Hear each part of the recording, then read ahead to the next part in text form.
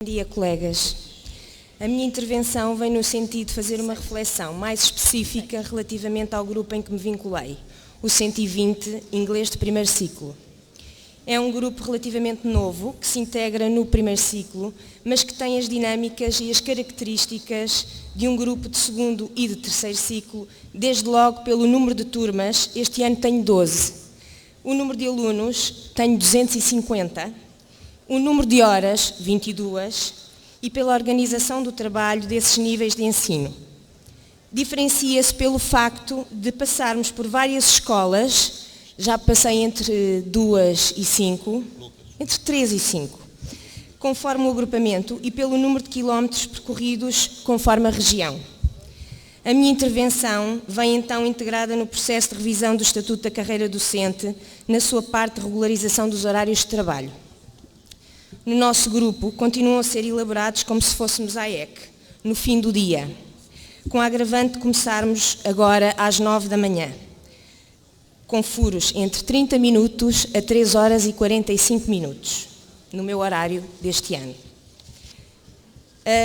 Pelo que isso significa em termos de organização de trabalho individual, para os professores e para os alunos, é necessária uma regulamentação no sentido de não permitir que os alunos tenham disciplinas curriculares a partir das 16 horas.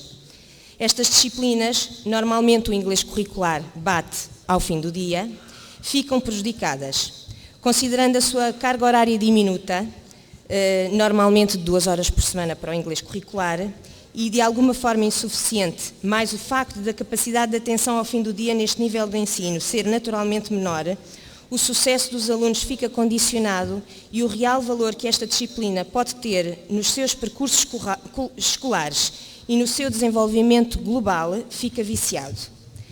Ainda relativamente à organização dos horários de quem se desloca de escola em escola, no mesmo dia, às vezes 2 e 3 vezes, dever-se-ia regulamentar um número máximo de deslocações por dia. No caso dos professores do 120, as deslocações caem no seu tempo de descanso entre turmas. O nosso tempo de descanso ou os nossos intervalos não contam como horas letivas. Caem no seu tempo de descanso entre turmas e deveria ter um número limite por dia e por semana. É esta a minha intervenção. Obrigada. Viva o 13º Congresso Nacional dos Professores. Obrigado, Cátia. Chamo Elsa Pinto e prepara António José Lucas, em nome do Secretariado da FENPROF. Bom dia, colegas, e saudações sindicais. Vou falar da questão da proteção da imagem e da pessoa física do professor. Nestes últimos anos, temos assistido a um crescendo de ataques aos professores que não dispensam recurso ao insulto, à calúnia e mesmo à agressão física. Ainda há poucas semanas foi notícia a agressão violenta a uma professora em Gaia. Na escola onde leciono, uma encarregada de educação em conversa comigo sentiu-se à vontade para dizer que tinha estado quase a dar 2 bofetadas à professora porque esta não resolveu a contenda entre 2 alunos da forma que ela achava pertinente. Nas escolas, as crianças estão cada vez sem mais limites, ou por desinteresse dos pais ou até por excesso deles. O professor tornou-se um educador doméstico, cuida da saúde física e mental dos alunos, ajuda a colocar limites e até é mediador dos conflitos familiares. Paralelamente, continuamos a ter mensagens dirigidas à opinião pública que afirmam que os professores só trabalham 35 horas, têm pouca formação, são meros transmissores, incapazes de construírem uma dinâmica de ensinar. Continua a querer-se um professor missionário que não tem direito à vida própria, não tem direito à família, à vida social e cultural e até ao lazer. Tenho 2 propostas para fazer à FENPROF, no sentido de as apresentar ao Ministério da Educação. No artigo 38 do Estatuto do Aluno, que diz respeito aos comportamentos que são considerados crimes, onde se diz deve a direção comunicar o facto ao Ministério Público, insistir para que se passe a ler tem que obrigatoriamente comunicar ao Ministério Público.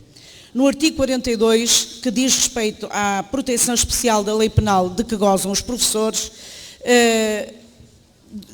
acrescentar que os professores devem dispor do recurso aos serviços jurídicos do Ministério da Educação na sua defesa. Os professores têm que deixar de estar sozinhos, pessoal, profissional e economicamente, perante as agressões.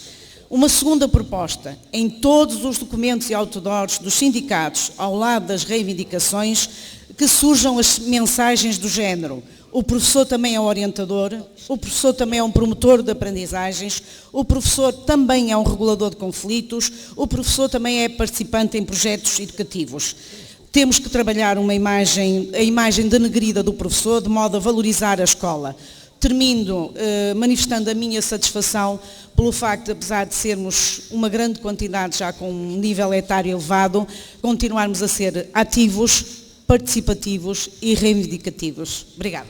Obrigado, Elsa.